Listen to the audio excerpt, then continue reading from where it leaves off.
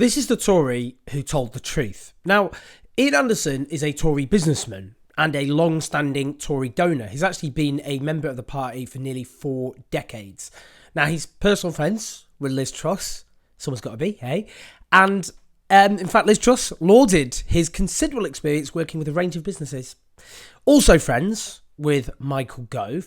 Now, Boris Johnson made him the government's LGBTQ business champion last year, or the year before that, but last year he quit that role as relations between the LGBTQ community and the Tories have collapsed. And now, this week, he has quit the Conservatives as well.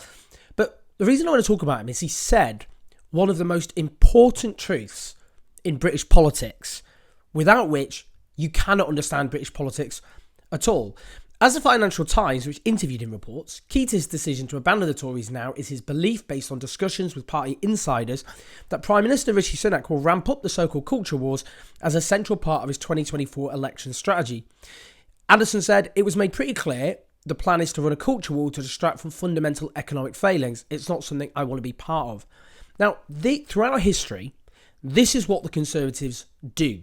You can't understand the Conservatives without this eternal truth, which is a deliberate strategy to deflect popular anger away from a broken economic system using culture wars, which you can best explain succinctly as moral panics about vulnerable minorities. Now, you see, when the Tories were confronted with democracy, when suddenly working class women and working class men had the vote, well then the Tories had a big dilemma, because they are a party which champion the interests of the elite. But in a democracy, it's not just the elite who can vote. You have to win the vote of a significant number of ordinary people. Now, it's not a conspiracy theory to say the Conservative Party represent those privileged interests.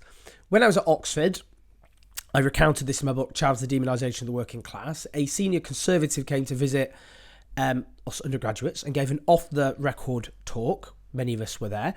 And he said, what you have to realise about the Conservative Party is that it is a coalition of privileged interests. Its main purpose is to defend that privilege. And the way it wins elections is by giving just enough to just enough other people. I like a bit of honesty from a Conservative. Now, let's have a little look at this history. Back in 1905, the Tories introduced the Aliens Act, which was aimed at restricting Jewish immigration from Eastern Europe. Actually, what we're really talking about are Jewish refugees who were fleeing pogroms, which were murdering at the time. A pogrom, in an individual pogrom, dozens of Jews could be murdered and many others driven from their home. But anti-Semitism was widespread and very socially acceptable at the time in Britain. And therefore, there was huge hostility to Jewish immigration, to Jewish refugees coming to British shores.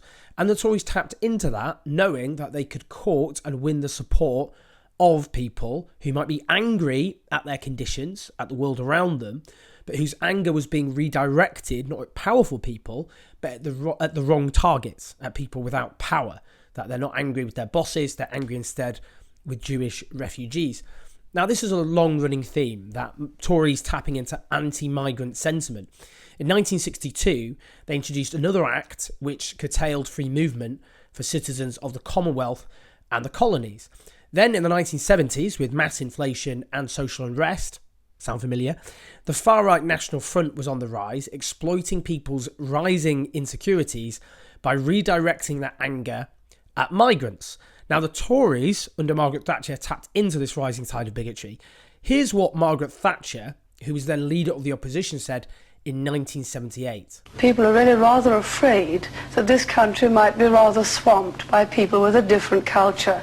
And you know, the British character has done so much for democracy, for law, and done so much throughout the world, that if there's any fear that it might be swamped, people are going to react and be rather hostile to those coming in.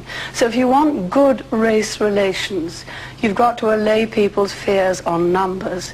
That's one thing that's driving some people to the National Front. They don't agree with the objectives of the National Front, but they say that at least they're talking about some of the problems. Swamped. Directly tapping in to anti-migrant bigotry. Now, the same thing happened with the moral panic against gay people in the 1980s. I think it's hard for people in the here and now to really come to grips with just how widespread bigotry was against gay people in the 1980s. The British Social Attitude Survey, which each year gauges people's views on a whole range of issues, including same-sex relations, it showed that in the 1980s, people's attitudes towards homosexuality declined year on year. And in fact, they didn't go back to the already bad 1983 levels until 1993. And by 1987, only about 1 in 10 people thought that being gay was always right. It was, as in, they were allies. There was nothing wrong with being gay. And you had vicious attacks on gay people in the British media in the 1980s. Many of them, of course, centering on the HIV/AIDS pandemic, but also the idea that gay people were sexual predators, that they would prey on children, and that they would attempt to brainwash children. And any attempt to kind of, by particularly Labour-run councils, to try and to provide support for LGBTQ people or try and educate people about LGBTQ people, that was seized upon. Including one book which was never actually distributed to kids, that it should have been, which showed a girl with 2 dads and trying to normalise that as a normal, loving relationship. Well, the media went absolutely haywire over this. And the Tories tapped into this moral panic by introducing what was known as Section 28, which banned the so-called promotion of homosexuality in schools. In practice, that meant no discussion of LGBTQ issues.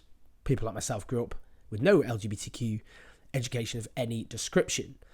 Now, here's what Margaret Thatcher said at the time. Children who need to be taught to respect traditional moral values are being taught that they have an inalienable right to be gay.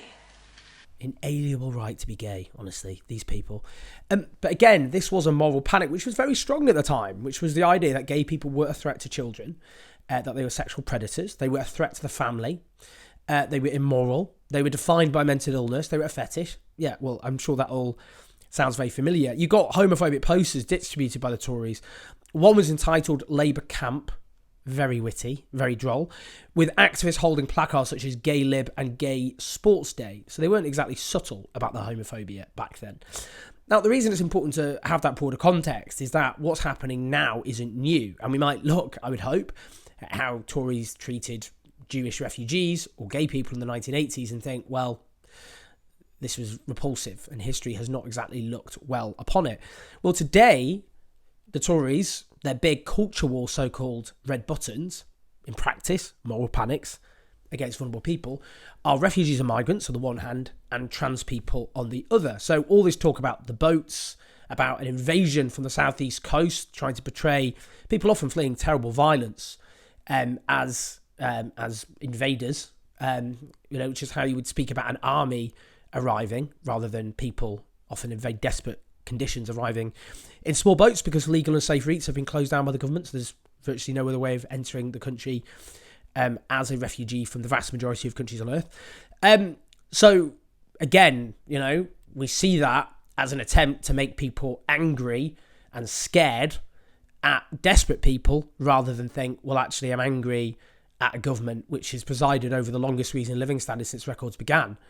The same with trans people, the constant moral panic about trans people, rather than focusing on male violence against girls and women, which the Tories have failed to address, with the 400,000 women who are sexually assaulted each year, the 85 to 90,000 women who were raped.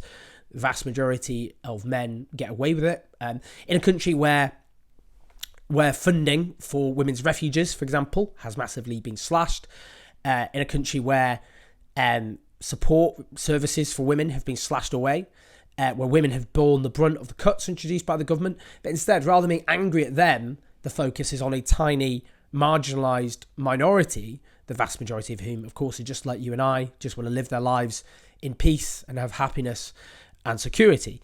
This is what the Conservatives do. They don't want you to be angry at them, at their policies, at their broken system, but instead to redirect them at all the wrong targets. Desperate people, people who are vulnerable, people who don't have a voice in society and cannot fight back or don't have often the means to fight back, though we need to all stand by them, of course, in these pretty gruesome times. And that's why Iain Anderson's right. The Tories are going to escalate this. That's what this election, they will hope, will be about. and we all need to see it for what it is. Please like and subscribe, and do support us on patreon.com/OwnJoes84. I'll see you soon.